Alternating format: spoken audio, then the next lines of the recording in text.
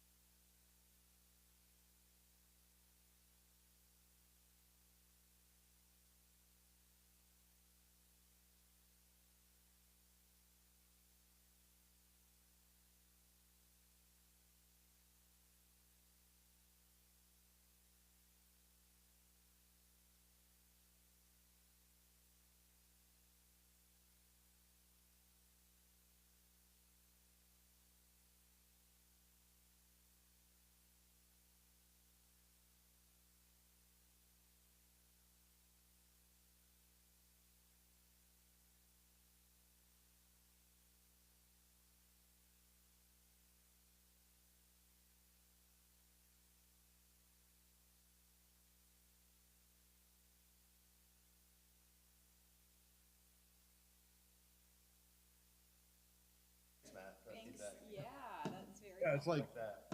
like you're right next to me. I was like, oh man, that's You reminded me I need to move my computer over and have whole new setup here.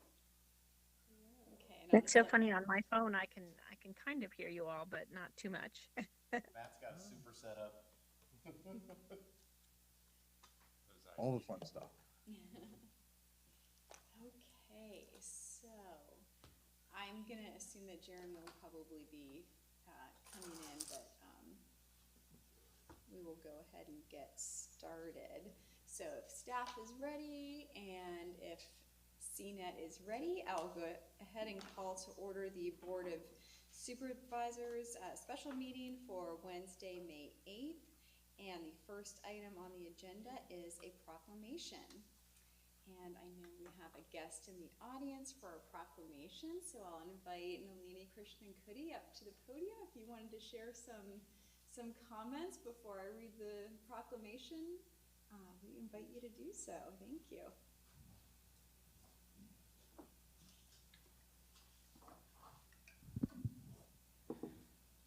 Thank you so much. Last time I was here, I forgot to say my name, and it's because I feel I'm among friends, but I was told I should state my name, right? I'm Nalini Krishnankuti, and I live in State College Borough. And I want to thank you, Chair Lisa Strickland, the supervisors of Ferguson Township, Board of Supervisors, and Manager Centuries Martin, for continuing this tradition of declaring May as Asian American, Native Hawaiian, and Pacific Islander Heritage Month in Ferguson Township. I offer my personal thanks, but I also want to offer thanks on behalf of our local community group that I'm a founding member of, the Panapida Circle.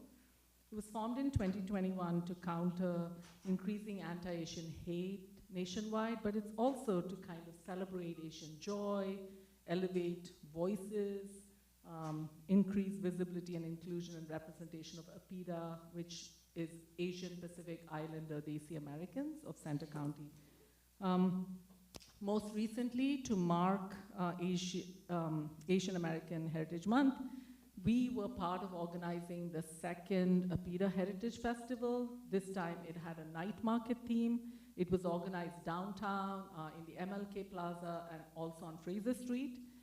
We organized this. Penn State APIDA Caucus actually was the lead. The students were the lead, and they collaborated with the community group, Pan APIDA Circle, Borough State College, and Penn State Paul Robeson Cultural Center to do this festival.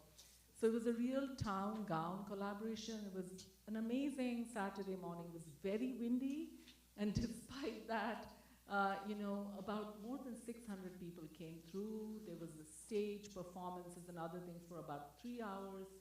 And what I want to actually talk about is that day was really special because we had several APIDA-owned businesses that donated of their time and effort so generously. And I just want to speak a little bit about that. We had our local business, Kuwe Nana, donating pandan cake. We had India Pavilion donating 50 samosas, 100 vegetable pakoras. We had Little Szechuan donating 200 vegetable fried spring rolls, as well as 2 trays of amazing fried rice. We had the Coop, who had a station there the whole time, donating food, demonstrating how food is made. And it was just, and Far Corners, I think located in Ferguson. I may be wrong on that, or I may be right, but they donated more than 350 snacks, and we had snacks to, just so much. In fact, the count of 600 at the festival came from us giving out these foods that people were really enjoying. And one of the things we did, a lot of times, the APIDA community is a large, one of the largest underrepresented minority groups in this country, in this county. But, and I know there are about 13 to 14% of Ferguson Township, but sometimes we don't know the stories of the community. It's not visible. And Panapida Circle, we took it on ourselves to interview these businesses, to understand their history, to understand what they think their legacy is, and also what State College means to them. And it was really, really amazing. All of this will go on to our Panapida Circle page soon. But one story, for example, is of the current owner of India Pavilion, Baljinder Dadra, who came here in 6th grade, State College's home, recounted many positive events in the answers he gave us and what it has meant to be welcomed in this way in this community. So some of these businesses are 20 plus years old. I know recently we lost some members of our community who started the first Chinese restaurant. So we are hoping, another thing we learned is the donations. They came because we had actually approached them as vendors. We approached them to be vendors at this festival, but there was a real shortage of time and resources, and they said, we'd actually like to just donate this food to you. So they came through, their generosity helped us celebrate, but also we began to understand the barriers that they are facing with respect to how do they find the time to become a member of the Chamber of Commerce, things like that. So it's been a real interesting collaboration. I wanted to share that with all of you. I want to thank you for what you're doing today, and hope that members of Ferguson Township take this time to learn about the history of the APIDA community locally, the contributions, the experiences. We have, it's not a monolith. We have people who have been here for generations. We have people who came here just yesterday. There's language access problems. There's socioeconomic differences. So I hope by doing these proclamations, we begin to center the community as we make policies, as we begin to think about different things that we can do. Want to thank you again and appreciate everything you do to make Ferguson Township a very inclusive place. Thank you. Thank you so much. And I will go ahead and read the proclamation for May 2024 as Asian American Pacific American Heritage Month. Whereas in 1992, Congress designated the month of May as Asian Pacific American Heritage Month in the United States to celebrate the significant contributions of people of Asian and Pacific Islander heritage to the growth, history, culture, and achievements of our nation. And whereas we are blessed to have residents of the Township of Ferguson who themselves or their families hail originally from the many diverse countries on the Asian continent and the Pacific Islands, some being recent immigrants, while others are first, second, third, fourth, or fifth generation Americans. And whereas people of Asian and Pacific Islander origin constitute approximately 19% of our population in the township of Ferguson, and they have enriched the ethnic and social fabric of our community with their diverse languages, cultures, and religious traditions. And whereas those of Asian and Pacific Islander origin contribute to and enrich our community with their leadership, creativity, talent, enterprise, and skill in countless ways, and are an integral part of building and supporting a vibrant and resilient economy in the township of Ferguson. And whereas people of Asian and Pacific Islander origin are our beloved friends and family, our cherished neighbors, and valued members of the township of Ferguson, where we remain committed to embracing and accepting all our residents from diverse backgrounds. And whereas the township of Ferguson stands in solidarity with the Asian Pacific Islander Desi American community in the township and around the world against systemic racism, xenophobia, and misogyny directed against them both in the past and in the present time. Now, therefore, the Ferguson Township Board of Supervisors does hereby proclaim May 2024 to be Asian Pacific American Heritage Month in the Township of Ferguson, and it encourages all residents to celebrate the history and culture of Asian Pacific Islanders and Asian Pacific Americans and their vital contributions to our community. Proclaim this 8th day of May 2024. And I will take a motion to adopt the proclamation. This is Omari, so moved. Is there a second? This is Patty, I'll second. Thank you. And again, thanks to Nalini for joining us today and for your comments. I think a lot of that was echoed here in the proclamation about all those important contributions. And again, we are always happy at this time of year to do this. So thank you again. We have a motion and a second. All those in favor, please say aye. Aye. And any opposed, say no. All right, thank you. We're going to take just a 3-minute recess to take a photo with our guest here with our proclamation, and then we'll resume our meeting.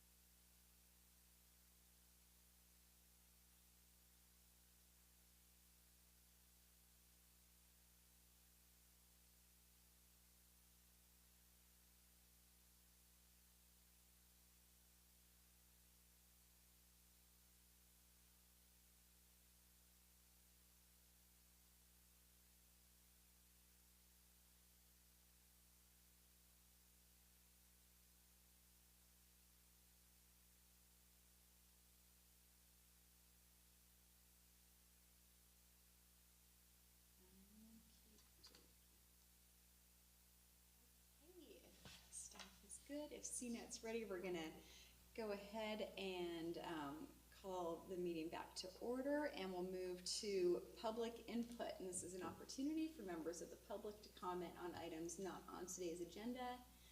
Not seeing any, so we will move forward to new business. And the first item for discussion is a prioritization of strategic plan goals. And I'll just read the narrative here. The Board of Supervisors was asked to take part in an individual online survey prioritizing and ranking goals identified in the 2023 strategic plan update. So what you'll see here in the agenda are the goals that we've established in the strategic plan, what this exercise was doing was really kind of mirroring an exercise we did at the COG, I believe in 2022, which took the strategic goals there and prioritized them, knowing that there are limited pools of resources and they need to be stretched. And so what this allows us to do is to establish a prioritization of the board here, and in that case it was all members of the general forum that participated in that, establishing prioritization, and that will help inform the manager and staff as they move forward in creating this year's CIP and operating budget. And so it just really gets us all on the same page so that when we come into those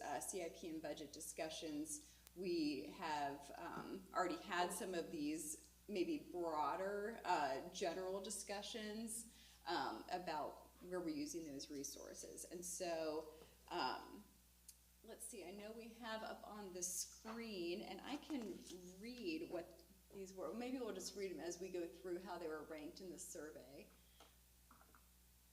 And let's see if I can read that far away. I may have asked James to read those off in the order that they were received. Is that okay? Sure. Thank you. Number 1 is financial sustainability and resiliency. Number 2, community engagement and transparency. Number 3, economic growth and sustainability. Number 4, best management practices for operations. Number 5, regional partnerships and regional thinking. Number 6, environmental stewardship. And then scroll down. Number 7, inclusive, diverse, safe, and welcoming. And number 8, planning for a livable community.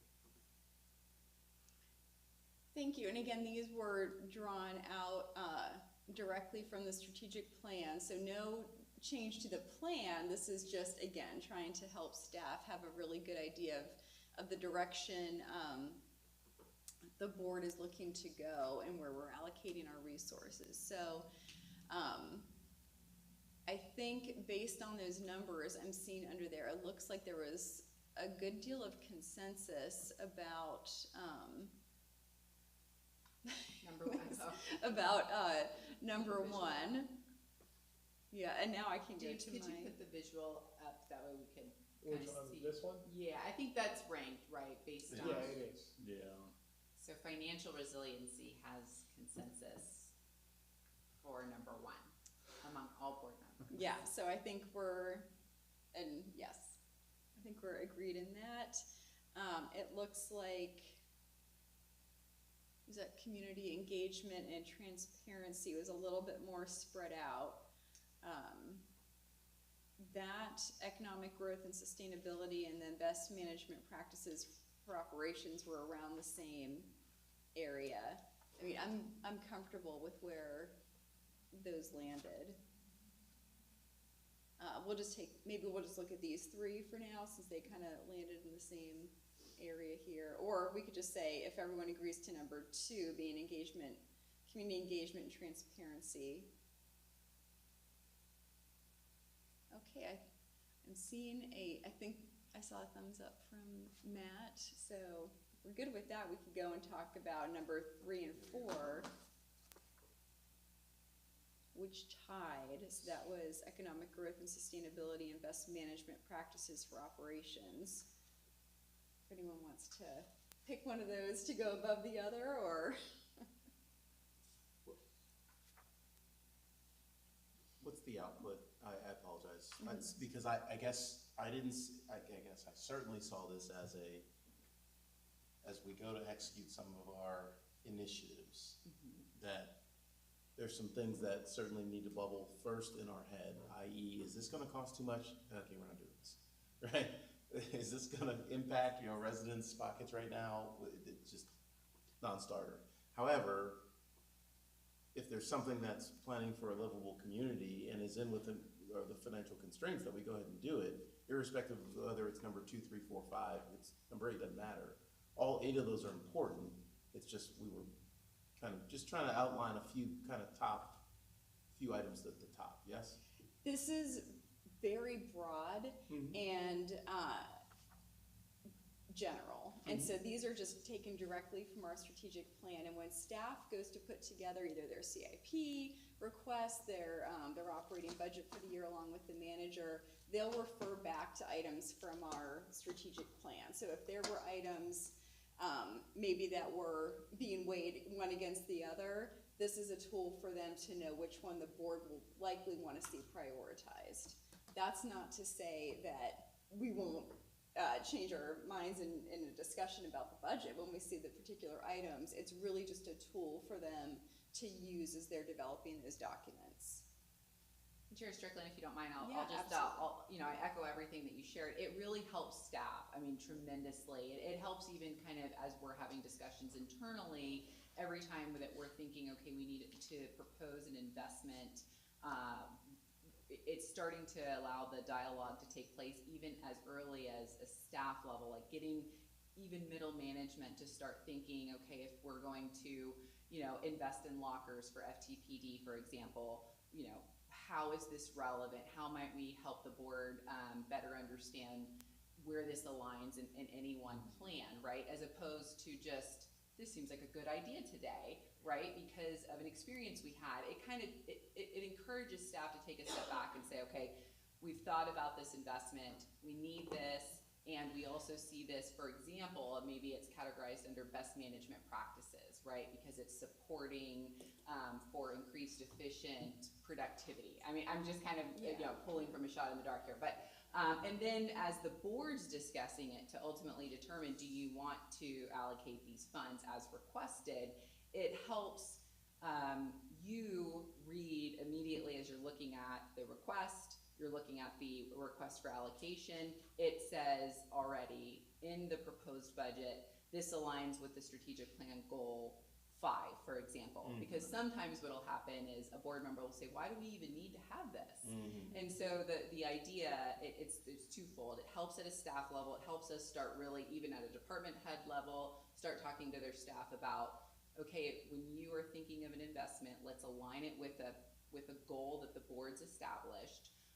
And then if you can't align it, then it really becomes a discussion, do we need to propose for this budgetary expense? And then the board, it helps the board immediately as you're discussing, do you want to accept or reject or modify? You already can read how it aligns with the goals established for the township, and then take it to the third step when the budget is approved and published, when there may be a resident that says, why did the township allocate funds for this? How is this even relevant? Embedded within the budget will be, this investment aligns with a priority established in the township strategic plan. So it's just trying to align as early as the discussion, do we need this at a staff level for the board and then for the resident, just to be transparent and consistent. Yeah, and like I said, the manager is responsible for creating the budget and bringing it to the board. So whatever she has determined is needed is going to be in there. This just helps to get staff and board and the manager on the same page, so that it just helps to create a good conversational flow, so that we're starting from a place of understanding of what the board's going to be prioritizing when we look at that CIP and that operating budget. So as we go through these things, really we took these individual surveys, but we want to agree as a board on where we are laying these priorities in order. And so, generally I was fine with exactly how they were, how they appear on the screen. And so we're just kind of breaking down anything that is helpful to the board or to the manager, and you can let us know how much detail you want us to get into. But in my mind, we're trying to keep it very high level, very general. So if we say, yes, financial sustainability and resiliency landed at number 1, great. So that's pretty clear. Community engagement and transparency landed at number 2. And again, these were all from the strategic plan, so there's no surprise that they all are kind of falling together. There's not that much differentiation here. They're all important goals. So then we look at some things that maybe landed a little bit closer. Do we prioritize economic growth and sustainability over best management practices for operations? I'm pretty comfortable with where this landed, so, you know, if there's some input, from anybody. Yeah. This does is anybody- Patty. Oh, go ahead, Patty. Oh, thanks. Sorry. Yeah, I'm comfortable with it the way that it's listed there, only because sometimes I think that with best management practice for operations, a lot of times it's based on industry standards, which seem to take a little time to catch up with some of the other things. So anyway, I'm comfortable with the way it's listed there. Thank you. Did you? Yeah, does anybody have the original? Do you have the original of this? Because there's some cutoffs in the version. Right, in the packet, is that what Yeah, you're referring to? yeah, the So packet's in the the, cutoff. yeah, this one, in the current packet, it's updated, but if Oh, you scroll down there's a here, it current goes 6, 7, 8. So page 2 is the scroll down in the packet of the survey. Give me a second. Let me just. I thought I had the right one. So those results, in mine, it No, cuts it's off at still- 6, but on the second page, it'll pick back up at number 3. No, it's cut off to the right. So there were 8 questions, right? Uh, Or like 8 things to prioritize, and so it stops at 5. So 6, 7, and 8. Okay. And maybe it's not necessary, but I think that's kind of part of the analysis here because it's goodness there. I like so. We can refer up there, or so 6, 7, and 8. Yeah, and so the way the average score works, because you did the math, you basically, for one of them, you assigned, if it was if anyone made it their first priority, it got 8 points. And so you added up the 8, divided by 8, that's how number 1 is, you know. So then anybody made it their second priority, it's 7 points, and so on and so forth, all the way down to 0. So, but I looked at this another way, and where I guess where I was trying to do a little bit of math in my mind, it looks like, and I can't tell, for economic growth and sustainability, I see 2 made it their second priority, 1 made it 4th priority, 1 made it 5th priority, and then it's got 2 zeros, I think, after that. Was there a 1 after that, or because it's 40, 20, 20, where's the other 20%? That's just an example. I think right up there you can see. And I'll either have to get a chair right up there, or Can we I don't know if we can zoom in. Maybe we can hit that light. Oh, the light. Yeah. Yeah. How do I? There were 2 votes for it to be ranked 2nd, 1 vote for it to be ranked 4th, 1 vote for 5th, and 1 vote for 6th. Yeah, okay, so that's economic growth and sustainability. I'm sorry, 6 that's is community 0. engagement and There's any- transparency. Economic growth and sustainability There's only 4 votes. only had 4 votes. So the numbers are a little off there. Got it, okay, but that's no problem. So I think, maybe there's a little bit of movement on just the number of people that made it a priority, whether it was, or the number of people that had it kind of toward that higher, and I know that appears a little bit in the averages, but to some extent it doesn't. So example would be best management practices for operations. I think Patty was mentioning that, oh, well, we're just trying to get to industry standards, or we should be getting to industry standards, it's taking a little time. Well, that's what our township does. Like, we do a lot of stuff that's industry standard of, like, you know, our tree pruning and our tree planting and our snow shoveling. And so I think that those things, we should absolutely be cleaning those up, because those are the things that people see regularly, every day of the week.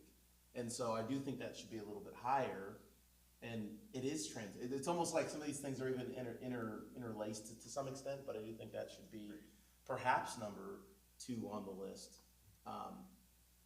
Because I do want to see that our operations are efficient, and then when people see at least me being, us being representative of the people, when the people see that like everything is just on point, for lack of a better term, and clear and clean, then everything else it's just gravy after that. Like, oh, well, our finances are perfect and the budget's good, and so then they see that in a transparent way, I guess.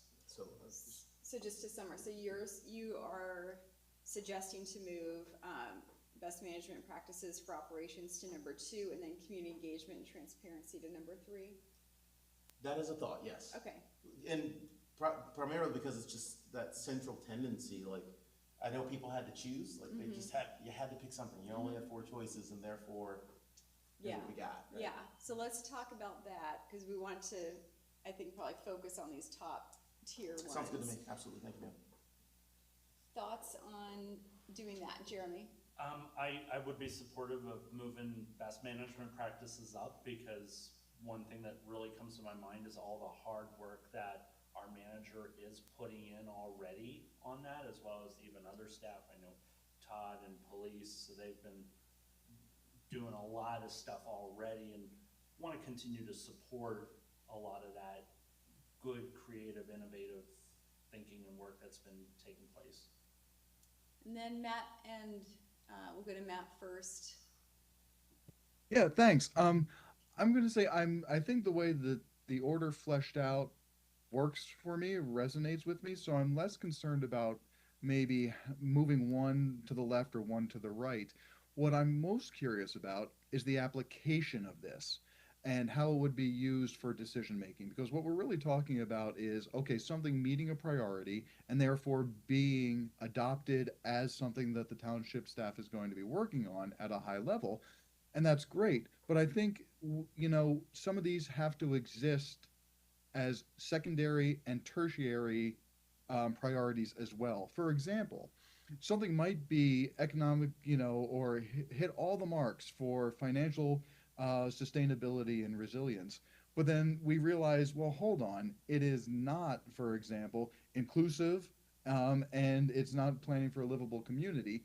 And that would change the weighted criteria in a decision that would be made as to whether or not it should be a priority or adopted by staff as something to work on. So I think the order, again, it works for me, how they've kind of fleshed out here, but it's the application and the methods that are used in the decision making. I'd really be more curious about how this can be applied, and if we would consider secondary and tertiary priorities in that decision making. And I'll add in there, we had some good examples of that. In particular, with what popped into my head was the Park Hills Drainage Way. We had a lot of different decisions to make in that project, and they were, you know, cost versus sustainability, you know, and so it was really interesting, and staff would bring a number of different items to the board to approve if something went over budget. So, you know, for me, I recognize that staff always has those ideals in their mind as they're moving forward. But I appreciate that comment, and just I think acknowledging that because we prioritize one thing, we're not saying that we care less about another. You know, it's really just to give a very practical tool to the manager. And yeah. Yes. Absolutely, and thank you for that, because that's where my mind is going. Since we're not negating these other items, even though they may have fleshed out this way, since we are taking it holistically, that's why I'm okay with the way that the order has fleshed out here at a high level. Thanks. Thank you, and I'll go to the manager and then to Patty. I was just going to propose, after the dialogue here, if you would like, Todd and Jennifer may even be able to bring up on the screen, because I know as you were talking about the application of how it applies to a project, I think, you know, thank you, that was, you know, right on, Chair Strickland. We can show you and give you a preview what it looks like on the back end, because the application of how we apply it during budget process, I think I can leave you with 2 examples. One to follow up as a reference. The State College Borough, I believe Jennifer shared with me just today that they must also use this system. So you can see their budget and you can see what an actual final approved available on their website budget looks like with a prioritization tool being used. And then two, I don't want to put them on the spot now, but maybe to give them some time between now and when the board's, ready to turn it over to Todd and Jennifer, we can pull it up and you can see how this will get applied and what it looks like on the back end and what, like how it helps inform the decision at a staff level to apply these priorities. So, and it becomes part of a cultural, like an organizational culture where we're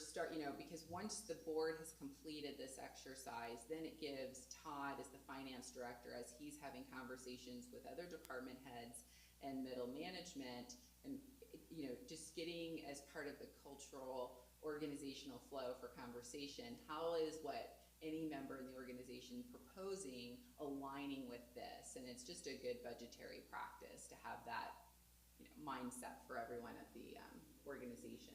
So before I hand it back over, I'll just look to Todd and Jennifer and say, are you comfortable to pull it up on the screen here in a few minutes? Todd, if you could pull up an example of the form so they could see where the form is in OpenGov. Right. Yeah, we can do it. And then Right. We can look at like that scorecard report, which would show a listing of all of the submitted items and how managers have tried to Give you a preview. do an initial That's like all I ranking. need, it's me. Just do index And without the board's budgetary priorities, we do a good job, but it just becomes more of a reflection of what, the Our ideals, perception. the Yeah, ideals of exactly. perception we have at staff level. Exactly, because again, you still draw from the strategic plan, but this is just one more way to make sure when we get into those discussions, we are all on the same page. It saves us time, it saves effort on your end, and We'll work on pulling that up here for a few. okay, I see. I wanted to let Patty speak on this item, then we'll go to Matt. And Patty, we were talking about bumping up best management practices for operations. Yeah, you know what? I sort of the number one was for me was the financial stability, and the others, they're all interchangeable in my opinion, quite honestly.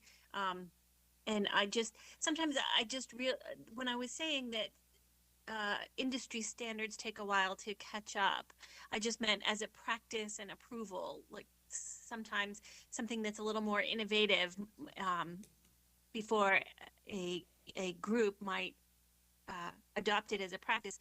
It takes a while for it to catch up. That's all I was saying. So, but the others are all pretty interchangeable to me, and I think that staff does a really good job of embracing where we are on things like that. I think of the public works building and the solar panels and things like that as good examples of that. So anyway, I'm fine with whatever the board decides in terms of what should be second or third. Thanks, Patty. And I think, Matt, did you have your hand up? I did, just quickly to say I agree with everything Patty was saying there, and yeah, again, looking forward to the application of this in the decision making. Unfortunately, just a reminder, I will have to hop off here at 1 o'clock, but hopefully we'll be able to rejoin at the tail end of the meeting. So yep, that sounds great. So I think I've said kind of where my mind's at, and hopefully it does spark conversation. But thanks. Thanks. I think we've got, what I'm hearing is consensus to moving best management practices for operations up to number 2. That puts community and engagement and transparency at 3, economic growth and stability at 4. Then partnerships and regional thinking and environmental stewardship were 5 and 6. They had oh no, I guess they did not have an equal score. Sorry, I'm misreading. Partnerships and regional thinking was slightly above environmental stewardship. Any changes there? Is that Matt's hand? Yep, just a last thought. I did spend time, of course, and I'm sure we all did, with the strategic plan. And even moving that one item doesn't really negate the other things that I think we saw in that plan, etc. So I feel as though the citizens that did provide input to the plan, etc., that their voice is being heard here just based on, my reading of the strategic plan. So I'm good with that change. Yep, yeah, I agree with that. Thoughts on?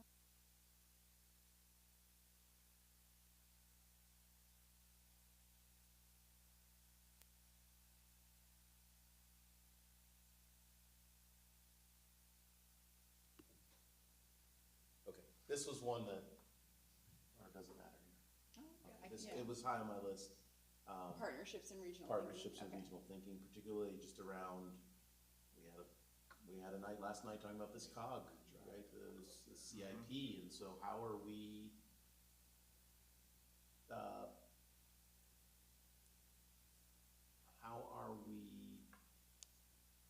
integrating with that CIP, with that kind of facilities plan of COG's getting ready to potentially consolidate buildings? Can some of that consolidation happen here in one of our buildings, and we just say, hey, COG, we're gonna offset $100,000 of our contribution? Is it we say, hey, we've got extra stuff, can we do that else? And so that's where I saw that partnerships and regional thinking, to just, kind of have that top of mind as we do these initiatives, that how does that relate to the rest of the municipalities in kind of in a solution that works for not just us, but brings in some other partners. So I don't have a recommendation on moving it up or down, but just that's where my thinking was on that one. When we talk about number one being financial stability, well, it's these partnerships that get us there. So that's why, it's everybody's point just about this being very interwoven. Okay, so if there aren't any thoughts on switching up 5 or 6, we can then move to, we had inclusive, diverse, safe, and welcoming community, followed by planning for a livable and welcoming community. I guess it was cut off. Planning for a livable community at 7 and 8. And again, there's a lot of components in all of those things, and I know that we get into the details as we look at the budget and things. So I was fine leaving those there, and I will look for any comments about changing any of those. I'm not seeing any. Okay. And Matt, was that? Go ahead, Matt. Yep, I just popped the hand up again, not to change anything, but to reiterate that idea that I think these are all thematics through any decision that we make, diverse, inclusive, etc. So again, I'm looking forward to the application of this and those robust discussions that'll happen as items come before us. So. Yeah. Okay, well, I think we've made it through the list, so look to the manager if you want to come back to finance and display some. Yes, thank you. Well, I want to say thank you to all of you, because I think this really will support, the discussions, again, that we're having at a staffing level, and really kind of get the organization moving in the direction where we're all thinking about ways that we can increase transparency and we can align the decisions that are happening at a staff level with what the board has prioritized. So thank you so much for your time and having this discussion. We do have the ClearGov tool up, so we are prepared to show you what this looks like in terms of on the back end when we're preparing the budget. And I realize it's probably small print, so I don't know if Jennifer or Todd would like to kind of guide us through what we see here. I can. Thank you. So this is the setup behind the scenes. So we have all the items on the left-hand side in no particular order. They were in the same order as the plan, right? And then we didn't apply any weights to them, so they could be ranked or weighted. So if financial, we should make that a 5, say, and the other rank them in order. So whenever somebody scores points to that, it holds a higher weight than another item. So that those are all the settings. And now if we go over to forms, James. And it gives them, it's set up that each director could score the item between a 5-point scale. So Just open instead road of improvements, weighting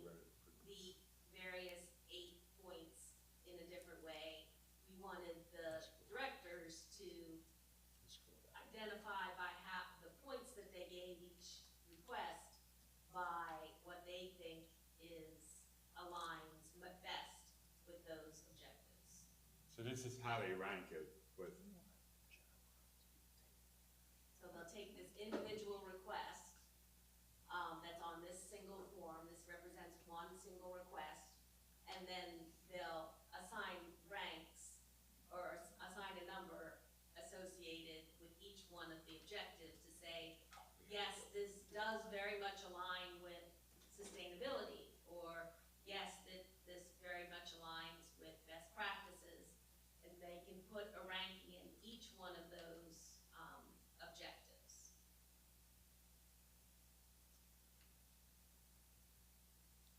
let me just show you on a requester form, those are the forms that are set up for each item. And so when I wanna start a new capital request, if I was putting one in, then you choose road improvements. Say, I'm not used to his mouse, so I'm doing left-handed. And then scroll down, and then we were just previewing it before, but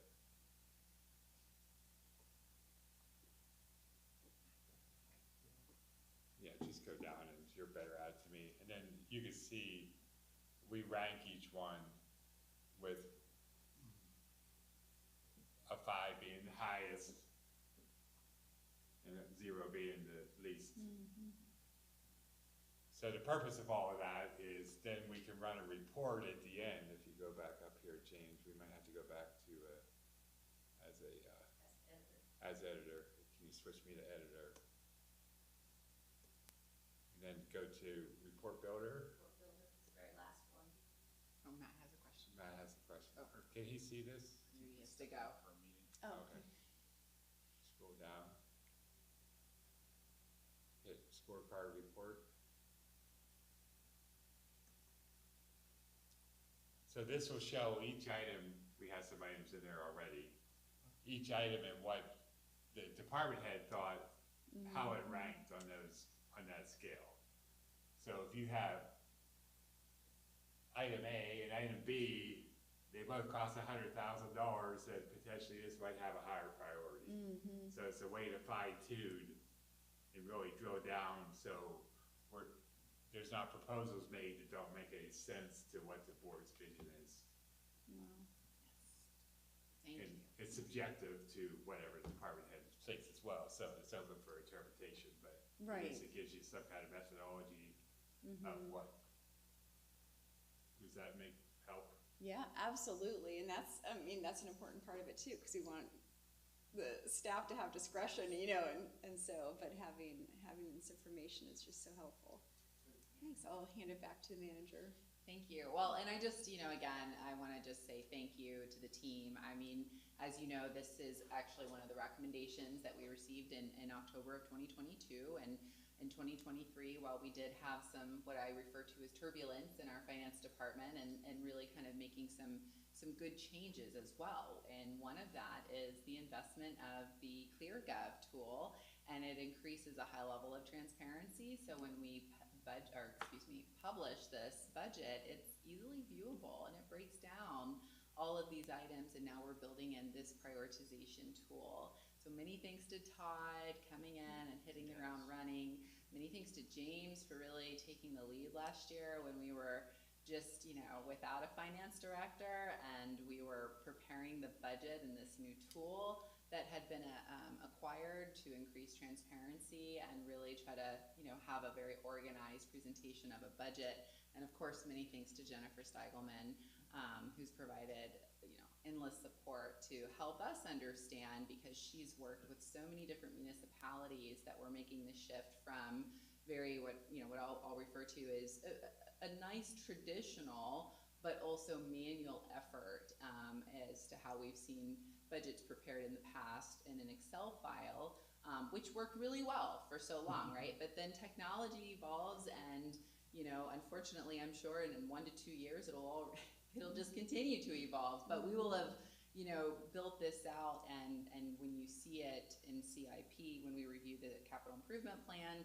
as well as an operating budget later in the year, it's built out with such a high level of efficiency. It's so easy to do projections and forecasting with this tool. So I just wanted to take a minute and say Not only thank you to the board for your time to do this exercise, but thank you to the team, because without them, we wouldn't have this tool. So, thank you. That's it. Thanks so much. And just seeing this is kind of another reminder, there's so much in ClearGov, and so probably at different points it'll be helpful for the board to just have, you know, ClearGov 101 sessions as we get into this, because it's new to, it's still new to all of us. And so I like that. That's a good idea. We can work in maybe a presentation prior to the CIP, just a general overview of what and how, like what ClearGov is and how you can use it as a resident. So we can work that in. Absolutely. That'd be great, because there's a lot of accessibility on the website with this budget book and different things. So I think a little educational background on that would be great. Okay. Absolutely. So other comments? It's fascinating, since financial stability is the #1 goal. If I just may point out the elephant in the room, the ClearGov. It has been something that has helped us with that first goal, and will continue to do so for a long time. Okay, so it looks like we want to take a motion on what we established as the prioritization of those goals from the strategic plan. If anyone would care to make that motion. Madam Chair, I move that we provide to the township staff the prioritization as discussed for their consideration in future activities. Great, thank you. Is there a second? This is Patty. I'll second. Second that. At the chair's discretion. Yeah. I think I heard Jeremy first. So, any other discussion on that? And thanks everyone for taking the time to take the survey, and thanks very much to staff for putting all that together. Okay, if there's no other discussion, all those in favor, please say aye. Aye. Aye. And any opposed, say no. Great, and if there's nothing else, I'll take a motion to adjourn. Moved. I'll second, and we are adjourned. Thank you. Thanks, everybody. See ya. I was gonna